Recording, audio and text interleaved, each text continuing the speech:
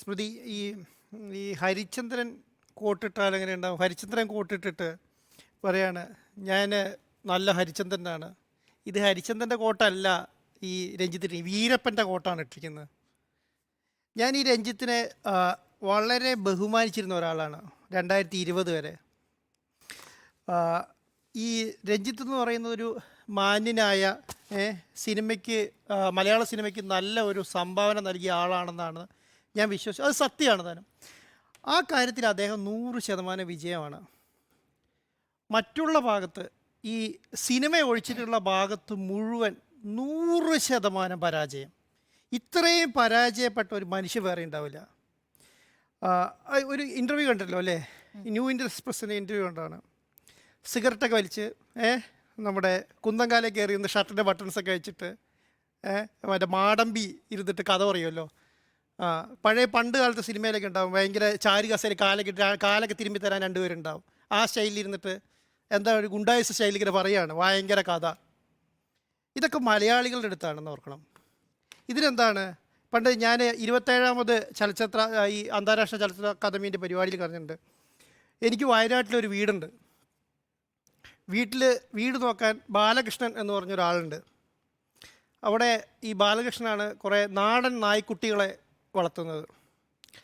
അവർ കുരയ്ക്കുന്നത് പോലെ എനിക്ക് ചലച്ചിത്ര അക്കാദമിയിൽ കൂവിയതിന് ഓർമ്മയുണ്ട്. കൂവി പേടിപ്പിക്കാമെന്നൊന്നും നിങ്ങൾ വിചാരിക്കേണ്ട എന്നാണ് പറഞ്ഞത്.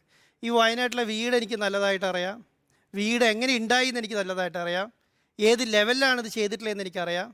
ഞാൻ അതിൻ്റെ പുറകെ കുറേ നടന്നിട്ട് ഞാൻ അനുഭവിക്കാവുന്നതിൻ്റെ മാക്സിമം അനുഭവിച്ച ആളുമാണ്.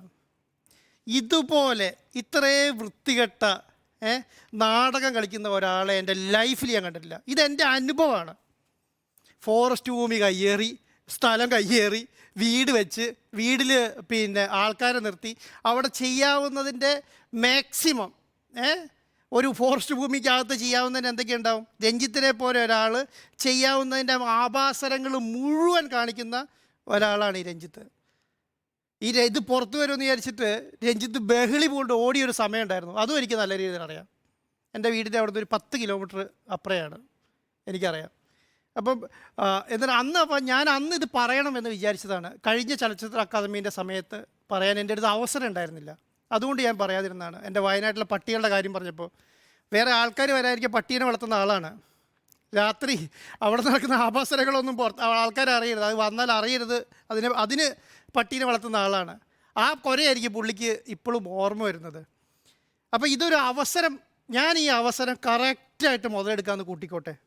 എന്താണെന്നറിയോ, ഈ IFFKയിൽ ഇവർ പറയുന്നത് പോലെ ഇപ്പം ഈ ഡോക്ടർ ബിജുവിനെ പോലെയുള്ള ഇദ്ദേഹം വിചാരിക്കുന്നത് എന്താണ്, സിനിമ കാണുന്ന എല്ലാവരും 100% കൊമേഴ്ഷ്യലായ സിനിമ, വിജയിക്കുന്ന സിനിമ, ഇത് മാത്രമാണ് നല്ല സിനിമ എന്ന് വിചാരിക്കുകയും ഈ നല്ല സിനിമ കാണാൻ ആൾക്കാർ വരും, തിങ്ങിത്തറന്ന് ഡോറും ഗ്ലാസ്സൊക്കെ പൊട്ടിയാൽ മാത്രമേ അത് വിജയിച്ചുള്ളൂ വിചാരിക്കുന്ന, പണത്തിന് വേണ്ടിയിട്ട് ഓടി നടക്കുന്ന, അല്ലെങ്കിൽ പണത്തിന് വേണ്ടി ആ പണം ഉണ്ടാക്കുന്ന സിനിമകൾ മാത്രമേ വിജയിക്കൂ എന്നുള്ളത് പറയുന്ന ആളെയൊന്നും ഈ പറഞ്ഞ സംവിധാനത്തിൻ്റെ തലപ്പത്തിരിക്കാൻ ഒരിക്കലും പറ്റില്ല, ഒരിക്കലും ഇരിക്കാൻ പറ്റില്ല. ഒറ്റ കാര്യം ഇവിടെ പറഞ്ഞ് അവസാനിപ്പിക്കാം. എന്താണെന്നറിയോ, ഈ രഞ്ജിത്തിനെ പോലെ പറഞ്ഞാൽ കേൾക്കുന്ന ആൾക്കാരുണ്ടാവില്ല, കുറേ ആൾക്കാരുണ്ടാവും നമ്മളിങ്ങനെ പറഞ്ഞാൽ കേൾക്കുന്നത്. നമ്മളൊരു 6-ാം തമ്പുരാനെ പോലെ അല്ലെങ്കിൽ രാവണപ്രഭു പോലെയുള്ള സിനിമയൊക്കെ ചെയ്ത് നമ്മുടെ ഷൊർണൂർ ഭാഗത്ത് മാത്രം ഒതുങ്ങി നിന്ന് ഭയങ്കര വിജയിച്ച സിനിമ വെക്കുമ്പോൾ ജനങ്ങൾക്ക് ആരാധനയാണ്, സിനിമയോടുള്ള ആരാധനയാണ്. ഇയാളുടെ ഈ വളിപ്പുത്തരം, ഈ ന്യായീകരണം കാണിക്കുന്നതിനുള്ള ആരാധനയല്ല, ഒള്ളി എന്താണ്, സിനിമയോടുള്ള ആരാധനയാണ്. ആ സിനിമയിൽ 100% വിജയമാണ്, പക്ഷെ മറ്റുള്ള കാര്യത്തിലെല്ലാം 100% പരാജയമാണെന്ന് മാത്രമല്ല, ഇദ്ദേഹം എൻ്റെ അഭിപ്രായത്തിൽ ഇതും ഈ സർക്കാരിനെയും ഇദ്ദേഹത്തെയും തമ്മിൽ ഒരിക്കലും കൂട്ടിക്കെട്ടാൻ ഞാൻ ആഗ്രഹിക്കുന്നില്ല. സർക്കാർ നിവൃത്തിയില്ലാതെ വെച്ചുകൊണ്ടിരിക്കുകയാണ്. കഴിഞ്ഞ പ്രാവശ്യം തന്നെ തെറിക്കേണ്ടതായിരുന്നു. ഇനി എൻ്റെ അഭിപ്രായത്തിൽ അധികം താമസിക്കാതെ തന്നെ ഈ സ്വഭാവം വെച്ചിട്ടാണെങ്കിൽ അധികം താമസിക്കാനും തെറിച്ചോളൂ. ശരി, നോക്കൂ, ഞാൻ ഈ ഇൻ്റർവ്യൂവിന്